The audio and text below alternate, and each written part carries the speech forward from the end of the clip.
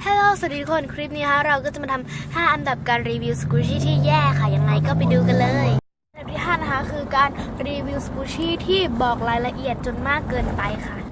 นี่นะคะก็จะเป็นมะม่วงอารีดี้นะคะเห็นจุดสีเหลืองๆอันนี้ไหมคะมี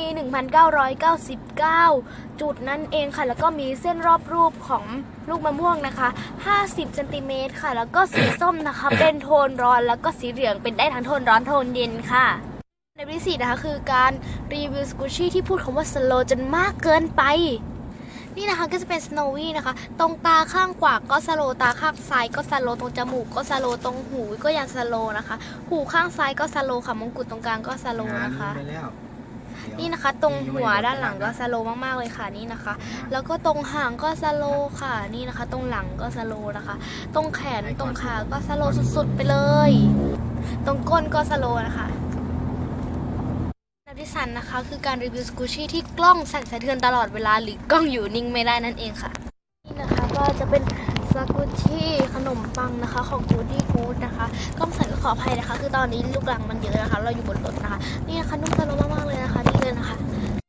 อันที่สองนะคะคือการรีวิวสกูชี่ที่มโนหรือขี้อวดเกินไปนะคะ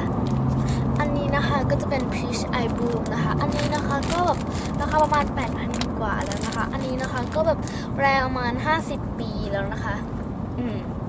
ในความจริงนะคะมันก็คือพีชไม่แท้นะคะดูจาก2 ใบนะคะแล้วก็ไม่มีแท็กไม่มีอะไรทั้งสิ้นค่ะจริงๆดูภายนอกก็รู้นะเพราะว่ามันไม่แท้นะคะแล้วก็ซื้อมาแค่100 กว่าบาทเท่านั้นค่ะที่5นะคะคือการรีวิวสกูชี่ที่ยุ่งกับทรงผมตัวเองมากเกินไปค่ะอันนี้นะคะก็จะเป็นสับปะรดขี้บุกนะคะวันนี้แบบผมยุ่งมากๆเลยนะคะคืออันนี้มันแบบมันนุ่งสโลว์มากๆเลยนะคะนี่นะคะคือแบบผมมันยุ่งมากคือมันกลิ่นมันเหมือนอะไรบางอย่างนะกลิ่นมันไม่รู้มันเป็นสับปะรดหรืออะไรนะคะขออนุญาตตัดผมนะคะมันแบบยุ่งมากๆเลยนะคะโอ้อันนี้นะคะมันแบบนี่นะคะสีมันเป็นอย่างนี้เลยนะคะนี่นะคะเป็นอันนี้เลยกลิ่นก็แบบนี้เลยนะคะนี่นะคะโอ้ยคือผมมันยุ่งมากๆเลยนะคะนี่นะคะอันนี้นะคะก็เป็นของคิบุค่ะ